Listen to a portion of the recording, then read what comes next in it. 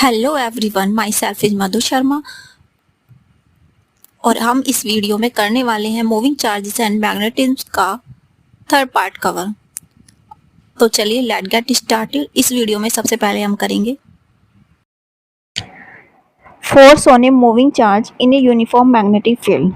जब भी कभी कोई चार्ज पार्टिकल v वेलोसिटी से inside a uniform magnetic field b move करता है तो उस पर एक फोर्स लगता है और वो होता है force F is equal to Q V cross B.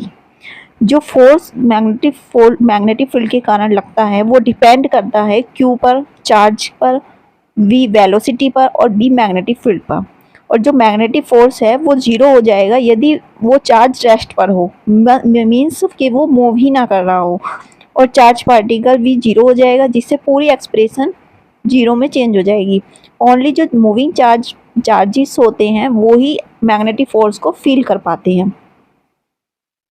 और जो ये मैग्नेटिक फोर्स है जो चार्ज पार्टिकल पर जो मूव कर रहा है वी वेलोसिटी से इनसाइड अ मैग्नेटिक फील्ड, वो ऑलवेज परपेंडिकुलर होता है वी वेलोसिटी और मैग्नेटिक फील्ड के। और ये जो फोर्स होता है वो एक्ट करता है as a centripetal force and produce करता है सर्कुलर मोशन जो कि परपेंडिकुलर होती है मैग्नेटिक फील्ड के। और यदि v वेलोसिटी और b दोनों परपेंडिकुलर हो टू ईच अदर तो जो पार्टिकल मूव करेगा वो as a circular path move करेगा। जब पार्टिकल मूव करेगा सर्कुलर पाथ पर तो जो उसका मैग्नेटिक फोर्स होगा वो इक्वल होगा सेंट्रीपेटल फोर्स के। तो M V square upon R is equal to Q V B, जहाँ पर साइन थीटा की वैल्यू 1 हो जाएगी because theta is equal to 90, V is perpendicular to B. तो साइन थीटा की टर्म्स साइन 90 की वैल्यू 1 हो जाएगी। अब हम इससे v को v कैंसिल कर देंगे तो हमारी वैल्यू आ जाएगी r is equal to M V upon Q B. M V moment है, p लिख सकते हैं इसको, r is equal to p upon Q B. और अगर काइनेटिक की टर्म में लिखें, काइनेटिक एनर्जी की, तो k is equal to half M V square होता है, m के ऊपर ही मल्टीप्लाई करेंगे नीचे भी तो p इज इक्वल टू आ जाएगी वैल्यू 2km। p के प्लेस पर सब्स्टिट्यूट कर देंगे under root 2km upon Q B. अब टाइम भी निकाल सकते हैं फॉर सर्कुलर पाथ के लिए। t is equal to 2 pi r which is circumference of circular path के लिए और अपॉन वेलोसिटी 2 पाई r की हम वैल्यू सब्स्टिट्यूट कर देंगे काइनेटिक एनर्जी के टर्म में 2 पाई अंडर रूट के 2km अपॉन क्यू बी। और p की टर्म में mv की टर्म में लिखें तो वैल्यू r की लिखेंगे t 2 pi mv upon Q B v velocity से वेलोसिटी कैंसिल हो जाएगा और t की वैल्यू आ जाएगी, टाइम की value 2 pi m upon Q B.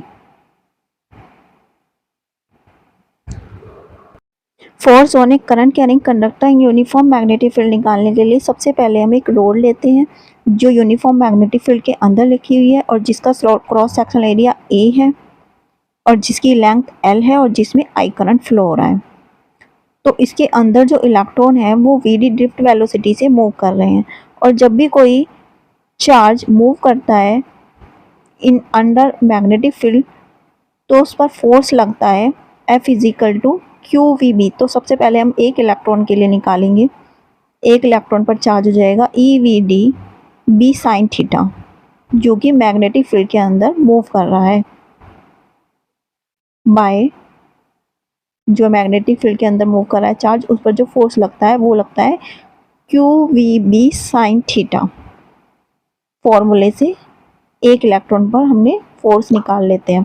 अब नंबर ऑफ इलेक्ट्रॉन देखिए तो रोड के अंदर जो नंबर ऑफ इलेक्ट्रॉन होंगे, अगर पर यूनिट लेंथ में जो इलेक्ट्रॉन की संख्या है वो n है तो ओवरऑल रोड में जो नंबर ऑफ इलेक्ट्रॉन होंगे वो होंगे NaL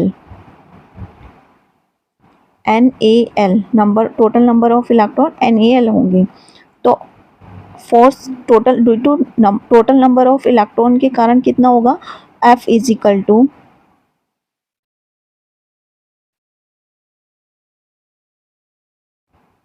total number of electron multiply F dash, एक इलेक्ट्रॉन पर लगने वाला फोर्स।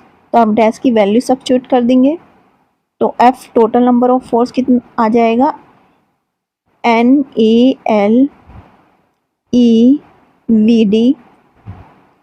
B। थीटा को हम लेट कर लेंगे 90 डिग्री, तो साइन 90 की वैल्यू 1 हो जाएगी। और NAEVD I के इक्वल होता है, तो NAEVD को हम I लिख सकते हैं, F is equal to I B L, because I is equal to NAEVD।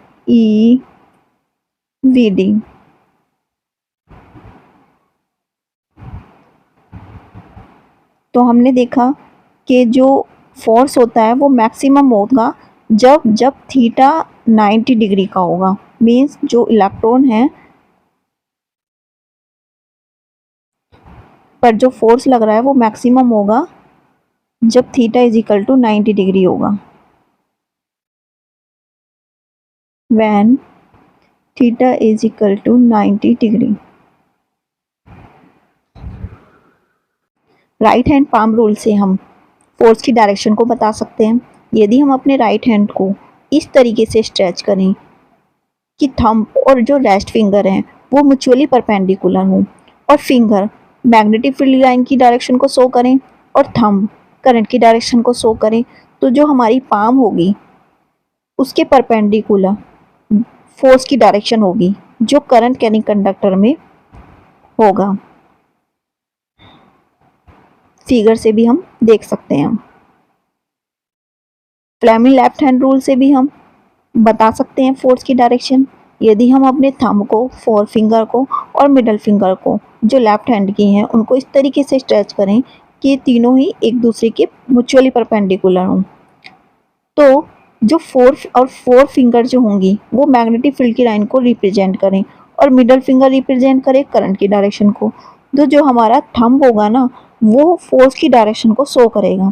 और Fleming left hand rule applicable है फॉर मोटर्स के लिए। Force between two parallel current carrying wire के लिए सबसे पहले हम A1 B1 और A2 B2 two infinite long wire straight conductor लेते हैं जिसमें I1 I2 करंट फ्लो हो रहा है और जो कि एक दूसरे से R डिस्टेंस पर हैं। तो B1 magnetic field due to A1 B1 होगा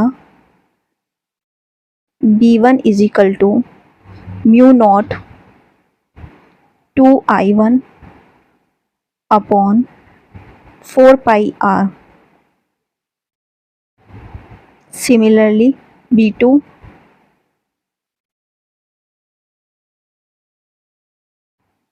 इज इक्वल टू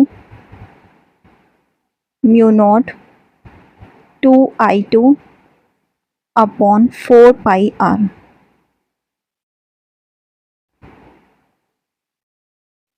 तो F is equal to IBL से 4 यूनिट लेंथ के लिए L is equal to 1, L is equal to 1 रख देंगे। तो F2 is equal to B1 I2 into 1। B1 की value substitute कर देंगे ऊपर से, तो mu naught 2I1 I2 upon 4 pi R। F2 की वैल्यू आ जाएगी। सिमिलरली F1 भी ऐसे ही निकाल लेंगे।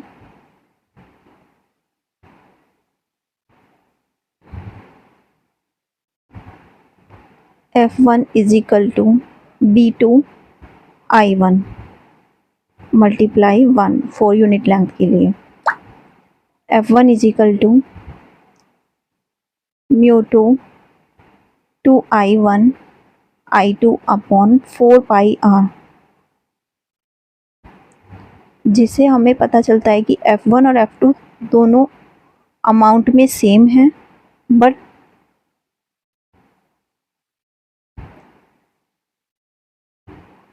अपोजिट डायरेक्शन में है, same force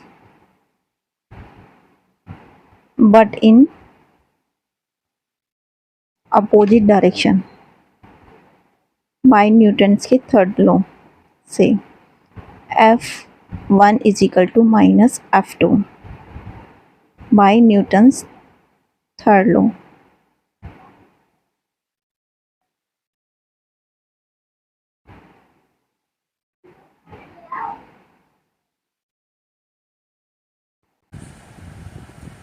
F is equal to from F is equal to mu naught upon 4 pi 2 I1 I2 upon R से हम 1 एम्पियर करंट की डेफिनेशन दे सकते हैं। I1 I2 1 एम्पियर होगा जब दोनों पैरेलल कंडक्टर एक दूसरे से 1 मीटर की डिस्टेंस पर हों और उनके बीच में जो फोर्स लग रहा है वो 2 × 10⁻⁷ न्यूटन पर मीटर हो। तो एम्पियर की 1 एम्पियर की डेफिनेशन वो होगी 1 ampere is the current in the two state parallel conductor of infinite length जिनका नेग्लिजिबल सर्कुलर क्रॉस सेक्शन हो और वो दोनों एक दूसरे से 1 मीटर अपार्ट हो इन वैक्यूम में, और उनके बीच में जो फोर्स लग रहा है वो 2 × 10⁻⁷ न्यूटन पर मीटर ऑफ लेंथ हो।